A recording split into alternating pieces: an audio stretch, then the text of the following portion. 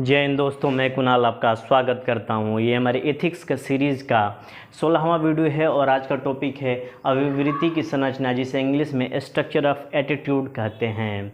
इससे पहले वाले लेक्चर में हम लोगों ने जाना था कि एटीट्यूड होता क्या है, एटीट्यूड के कौन कौन से कंपोनेंट होते हैं, उन्हीं के कंपोनेंट में क्या संगति है क्या असंगति है, उसे हम लोग संरचना कहते हैं। उसको आज समझने का प्रयास करेंगे, देखेंगे कि अभिवृत्ति की संरचना होती कैसे है। तो आइए समझते हैं कि स्ट्रक्चर ऑफ एटीट्यूड होता क्या है। संरचना ये हमारे सिलेबस में प्रोमिनेंट रूप से यानी कि प्रमुख रूप से मेंशन किया गया है कि अभिवृत्ति की संरचना होती क्या है। हमारे सिलेबस के मुख्य भागों में से एक है। अभिवृत्ति जिस प्रकार से रिफ्लेक्ट होती है, बाहर आती है, हमारे अंदर जिस प्रकार से उसका निर्माण होता है, उसका संबंध संरचना से है। यानी कि अभिवृत्ति जो सामने रिफ्लेक्ट होती है, उसका फॉर्मेशन होता है या बाह्य प्रक्षेपण होता है अभिवृत्ति का, उसका संबंध संरचना से है, उसका संबंध स्ट्रक्चर से है। अभिवृत्ति के 3 घटक है। कल हम लोगों ने अभिवृत्ति के 3 घटकों को पढ़ा था, जिसमें संज्ञानात्मक, भावनात्मक और क्रियात्मक। जैसे संज्ञानात्मक को हम लोग ज्ञानात्मक भी कह सकते हैं, इसे ज्ञान से जोड़ के देखेंगे। अक्सर अब मैं बात करूंगा संज्ञानात्मक मतलब ज्ञान से, ठीक है ना। तो जिस प्रकार की हमारी संज्ञानात्मक होगी, उसी प्रकार की भावना उत्पन्न होगी और उसी प्रकार की क्रिया होगी। कल हम लोगों ने देखा था। लेकिन आज देखेंगे कि इन तीनों में क्या तालमेल है कि नहीं, इन चीज़ को समझने का प्रयास करेंगे। क्या इन तीनों में संगति है कि नहीं, क्या असंगति है, क्या समझने का प्रयास करते हैं हम लोग, ठीक है ना। तो ये संज्ञानात्मक, भावनात्मक और क्रियात्मक तीनों में तालमेल या संगति या विसंगति है या असंगति है, इन्हीं का हम लोग अभिवृत्ति की संरचना कहते हैं। इन तीनों का आपस में कितना तालमेल है, संरचना का मतलब इन तीनों कंपोनेंट में कितनी संगति है, इसको हम लोग कहते हैं कि अभिवृत्ति की संरचना। क्या ये तीनों एक ही लाइन या अनुपात में काम करते हैं, यानी कि किसी चीज़ के प्रति हमारे विचार होंगे वो संज्ञानात्मक पक्ष में होंगे। क्या हमारी भावनाएं उसी तरह होंगी जिस तरह की संज्ञानात्मक पक्ष में हो, जिस तरह की भावनाएं, जिस तरह का हमें ज्ञान प्राप्त हुआ है, और जिस तरह से भावनाएं उत्पन्न होगी क्या उसी प्रकार की क्रिया करेंगे, इसको समझने का प्रयास करेंगे। यही सारे चीज़ें यानी कि संज्ञानात्मक पक्ष, भावनाओं का पक्ष और क्रियाओं का पक्ष, क्या तीनों में क्या तालमेल है, क्या संगति है, क्या असंगति है, यही इन्हीं चीज़ों को हम लोग अभिवृत्ति की संरचना करते हैं। इन तीनों की संगति असंगति एटीट्यूड की संरचना करती है, ठीक है ना। तो समझेंगे बारी बारी से।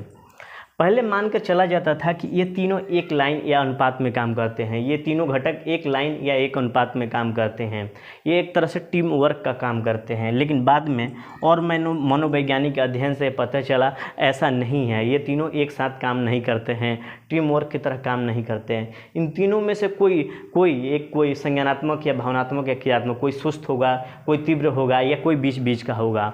यानी कि इन तीनों में विसंगति हो सकती है, असंगति हो सकती है। ये जरूरी नहीं कि तीनों में संगति हो ही, ठीक है ना।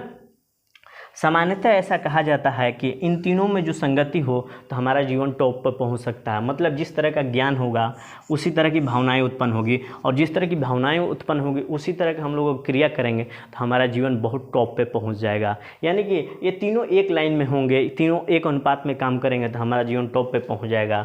और इन तीनों में जितना ज़्यादा विरोध होगा, यानी कि ज्ञान कुछ और कर रहा है, भावनाएँ कुछ और उत्पन्न होती है, क्रियाएँ कुछ और हो रही है, तो इन तीनों में जितना विरोध होगा उतनी ही मानसिक कठिनाई होगी निर्णय लेने में, उतनी ही मुश्किलात का सामना करना पड़ेगा निर्णय लेने में, डिसीजन लेने में।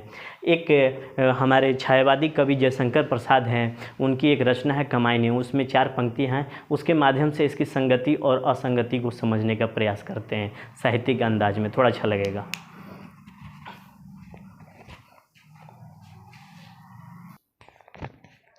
अभिवृत्ति की संरचना को काव्यात्मक अंदाज में समझे तो इसका बेस्ट एग्जाम्पल जयशंकर प्रसाद का कमायनी है, जो कि छायावादी कवि हैं।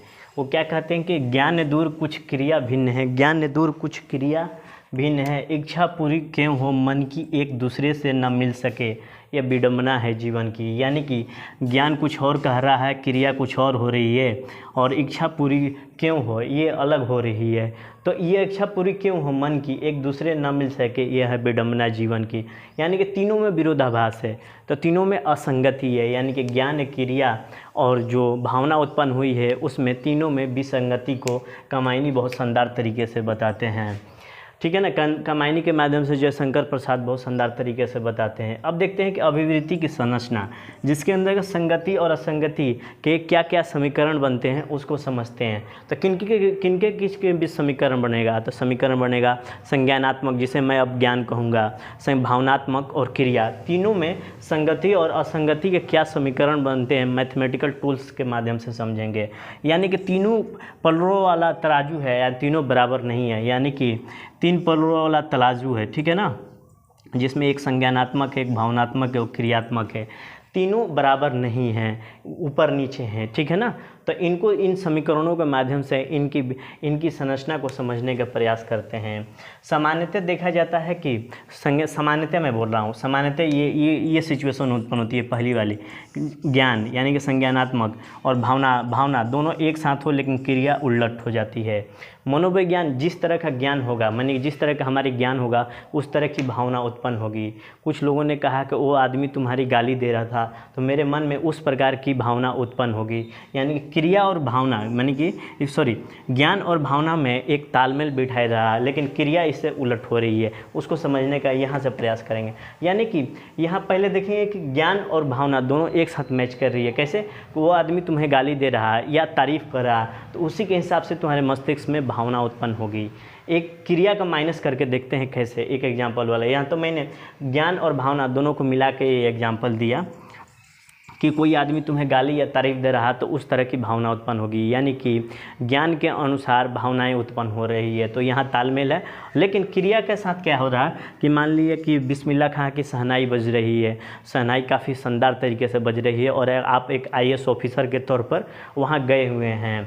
शहनाई बहुत अच्छा लगा आपको, सुन को इतना अच्छा लगा कि आप भाव विभोर हो गए, भाव बहुत सारा उत्पन्न हुआ, लेकिन आप प्रोटोकॉल में हैं कि आप झूम नहीं सकते हैं या आप जाके उनकी प्रशंसा नहीं कर सकते हैं, यानी कि क्रिया नहीं कर सकते हैं। तो यहाँ क्या होता है कि सामान्यतः ये देखा जाता है कि ज्ञान और भावना एक साथ हो लेकिन क्रिया नहीं होती है। तो यहाँ देखिए, शहनाई सुनना यानी कि ज्ञान हुआ कि शहनाई बहुत अच्छा है, तो उससे क्या होगी, भावनाएं भाव विभोर करने वाली उत्पन्न होगी, लेकिन मैं उनकी जाके प्रशंसा नहीं कर रहा हूँ या मैं झूम नहीं रहा हूँ, तो ये क्रिया यहाँ पर नहीं हो रही है। तो ये समीकरण सिद्ध हो गया, ज्ञान और भावना साथ है, क्रिया नहीं हो रही है, ठीक है। तो सामान्यतः ये घटनाएं होती है। कभी कभी कुछ लोग प्रशंसा नहीं करते हैं, सोचते हैं कि दूसरी की प्रशंसा करेंगे तो मेरी आलोचना हो जाएगी, तो इस तरह का अहंकारी व्यक्ति होते हैं कुछ लोग। उसके बाद ये थोड़ा सा कम सिचुएशन होता है, ज्ञान माइनस भावना। यहाँ संगति आपको नहीं दिखाई देगी, ठीक है ना, कि कोई आदमी बहुत ज़्यादा बदमाश है। एग्जाम्पल के तरफ से समझेंगे कि ज्ञान है लेकिन भावनाएं उस तरह की उत्पन्न नहीं हो रही है, यानी ज्ञान माइनस भावना, कि जिस तरह का ज्ञान हुआ उस तरह की भावनाएं उत्पन्न नहीं हो रही, यहाँ पर संगति हमें नहीं दिखाई देगी। जैसे एग्जाम्पल के तौर पर देखते हैं, वो आदमी बहुत ज़्यादा बदमाश है, कोई आदमी ए है बहुत ज़्यादा बदमाश है, लेकिन आपके लिए बहुत ज़्यादा काम की चीज़ है, बहुत ज़्यादा उपयोगी है, तो आपके मन में उस प्रकार की भावना नहीं उत्पन्न होगी जो दूसरों के मन में उत्पन्न होगी। जो ये बदमाश आदमी दूसरों के लिए अनुपयोगी है, काम के लायक नहीं है, उनके मन में जो भावनाएं उत्पन्न होगी और आपके मन में जो भावनाएं उत्पन्न होगी वो एक समान नहीं होगी, ठीक है ना। तो यहाँ देख रहे हैं ज्ञान जो हो रहा है लेकिन भावनाएं उत्पन्न नहीं हो रही है, क्योंकि जो मान लीजिए एग्जाम्पल के तौर पे मैंने बताया कि बदमाश आदमी आपका काम का उपयोगी है, तो आप उससे मिलना जुलना पसंद करेंगे, लेकिन वहीं कोई आदमी है जो उसके लिए अनुपयोगी है, काम का नहीं है, तो मिलना जुलना पसंद नहीं करेगा। तो यानी कि ज्ञान और भावनाएँ दोनों अलग अलग है। यानी एक और एग्जांपल लेते हैं प्रेमी प्रेमिका का। अगर प्रेमी या प्रेमिका दोनों में से कोई गलत भी करता है तो एक दूसरे को, ये लोग इतना विश्वास करते हैं कि अगर सच्चा प्रेम है तो एक दूसरे पे इतना विश्वास करते हैं कि उनकी गलतियों को मानेंगे नहीं कि इन्होंने गलती किया होगा, प्रेमी ने किया होगा या प्रेमिका ने किया होगा, कोई एक दूसरे को गलती का मानेगा ही नहीं, एक दूसरे को गलत नहीं ठहराएंगे, ठीक है ना। ऐसा होता है अगर अच्छा सा प्रेम हो तब, नहीं तो सुबह वाला शाम में एक सोते समय नहीं लग रहा आजकल, ठीक है। उसके बाद देखते हैं कि तीसरी सिचुएशन है ज्ञान भावना और क्रिया, एक सिचुएशन है। उसके बाद देखते हैं ज्ञान माइनस भावना माइनस क्रिया, यानी कि एक जगह संगति आपको दिखाई देगी, एक जगह असंगति दिखाई देगी। कल मैंने द्वैत वृत्ति की बात की थी तो यही थी, यानी कि इसमें विविधता नज़र आएगी कि कभी ज्ञान भावना और क्रिया एक साथ नज़र आएगा, कभी ज्ञान माइनस भावना माइनस क्रिया असंगति नज़र आएगी। यहाँ पर स्पष्टता नज़र नहीं आएगा, एक दूसरे का विरोधाभास नज़र आएगा। इसको विरोधाभास किस तरह से नज़र आएगा अब भी समझते हैं, विविधता किस प्रकार की आएगी उस तरह को समझने का प्रयास करते हैं। हमें ज्ञान हुआ कि रावण बहुत ही अच्छा आदमी नहीं है, रावण बहुत ही खराब आदमी है, ऐसा हमारे मस्तिष्क में ज्ञान उत्पन्न हुआ तो हम इसके विरोधी हो जाएंगे। लेकिन कुछ लोग कहते हैं कि रावण बहुत ज़्यादा विद्वान पुरुष था, तो कुछ लोग विद्वता की वजह से रावण को कुछ लोग प्रशंसा भी कर रहे हैं। तो देख रहे हैं यहाँ एक बार संगति है, यहाँ एक बार विसंगति है, यहाँ एक बार संगति हो रही है, एक बार असंगति हो रही है। रावण एक व्यक्ति है, ज्ञान उत्पन्न हो रहा है, ज्ञान हो रहा है कि अच्छा आदमी नहीं है, तो हमारे मन में विचार उत्पन्न होगा और हम इसका विरोधी हो जाएंगे, हम इसके खिलाफ नफरत की भाव रखेंगे। लेकिन यही ज्ञान हो रहा है कि रावण बहुत ज़्यादा विद्वान आदमी था, तो कुछ लोग इसकी प्रशंसा भी करेंगे। उसके बाद एक और उसी में समझते हैं कि रावण को कुछ लोग क्या होता है दशहरे में पुतला दहन करते हैं और कुछ समुदाय होता है उसकी पूजा भी करते हैं। तो एक जगह संगति आपको नज़र आ रही है, एक जगह असंगति नज़र आ रही है।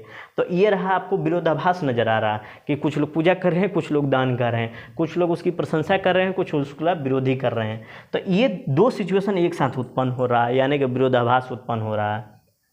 वहीं विभीषण का लिखते हैं, रावण का भाई जो विभीषण होता है, जो राम को क्या बोलते हैं कि राम का साथ में आ गया था, वो राम भक्त हो गया था।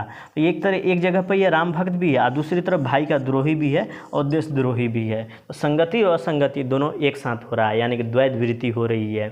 कुछ लोग चीज़ों के प्रति प्रशंसा करते हुए नजर आएंगे, कुछ लोग इसका नकारात्मक भाव रखेंगे। तो ये रही 3 सिचुएशन अभिवृत्ति के संरचना में। चौथी सिचुएशन होती है तीव्रता, जिसमें सकारात्मक होता है कि मतलब संगति ही संगति होती है, उसको समझते हैं।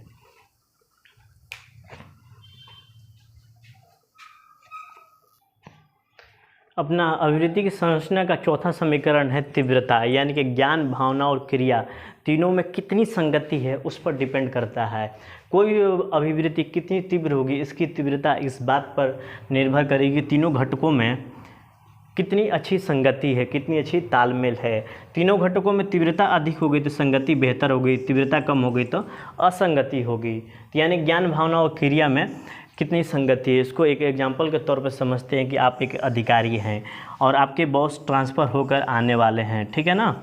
तो सूचना मिला यानी ज्ञानात्मक पक्ष रहा, सूचनात्मक पक्ष रहा कि वो बहुत ही समझदार, भला, मदद करने वाला और अच्छे आचरण वाला व्यक्ति है। तो ये सूचना मिला तो आपकी भावनाएं उत्पन्न होगी, यानी कि भावनाएं, यानी ज्ञान ये मिला कि बहुत अच्छा आदमी है, तो भावनाएं आपकी अच्छी होगी उस व्यक्ति के प्रति, ठीक है ना। आने के बाद वास्तव में वो बहुत ही अच्छा आदमी है तो भावना की तीव्रता और आपकी बढ़ जाएगी, यानी कि ये भावना जो अच्छा उत्पन्न हुआ था कि ये बहुत अच्छा आदमी है, वास्तव में वो अच्छा आदमी है, अगर आपको आने के बाद ज्ञात हुआ कि वो वास्तव में अच्छा आदमी है तो भावना की तीव्रता और बढ़ जाएगी। इस वजह से आपकी एक्शन में, क्रिया में बॉस के प्रति आज्ञा पालन का भाव, विनम्रता के भाव उत्पन्न होगा। तो देख रहे हैं कि सूचना मिली कि बहुत ही शानदार आदमी है, भला आदमी है, ये सूचना का पक्ष हुआ। तो भावना आपकी वो उत्पन्न हुई कि बहुत अच्छा आदमी होगा, तो भावनाएं भी उतनी ही अच्छी उत्पन्न होगी। लेकिन आने के बाद बॉस और लगा कि वास्तव में वो बहुत अच्छा आदमी है, जितना सुना था उससे भी अच्छा आदमी है, तो आपकी भावना की तीव्रता बढ़ गई, ठीक है ना। इस भावना की तीव्रता आपके एक्शन में दिखाई देगी कि बॉस के प्रति आपका जो नज़रिया है आज्ञा पालन वाला है, विनम्रता वाला है। अगर इसी का जस्ट अपोजिट भी हो जाता है तब भी आप कहेंगे कि उसकी असंगति हो रही है, यानी कि भावना की तीव्रता कम हो रही है, यानी कि तीव्रता, तीनों में तीव्रता कम हो रही है। इसकी जस्ट अपोजिट भी हो सकता है, क्या आपके बॉस आने वाले हैं ट्रांसफ़र होकर, लेकिन सूचना मिला कि बहुत ही घटिया आदमी है, भ्रष्टाचारी है, तो आपके मन में उसके प्रति घृणा का भाव उत्पन्न होगा। आने के बाद जब होगा तो लगा कि नहीं साला यही सही में ये अच्छा आदमी नहीं है, ठीक है ना, व्यक्ति अच्छा नहीं है, तो आपकी भावना की तीव्रता यहाँ क्या होगी कि उसके प्रति जितनी भी थी घृणा वाली और वो डाउन होती बढ़ती हुई चली जाएगी। तो आप बॉस के प्रति एक्शन लेंगे कि इसका कोई बात नहीं मानना है, जाने दो, जैसे हो रहा होने दो, ठीक है ना। तो यहाँ भी क्या हो रही है ना कि यहाँ पर आपके उसके तीनों के प्रति क्या हो रहा है, ज्ञान, भावना और क्रिया तीनों में असंगति आपको नज़र आती हुई, तालमेल भी नज़र आएगा लेकिन वहाँ पर असंगति नज़र आएगी, ठीक है ना। तो ये रहा अपना, ठीक है। तो ये रही अभिवृत्ति के संरचना, स्ट्रक्चर ऑफ एटीट्यूड, ठीक है। तो आज भर के लिए इतना ही। आपके सहयोग के लिए धन्यवाद, नमस्कार, जय हिंद।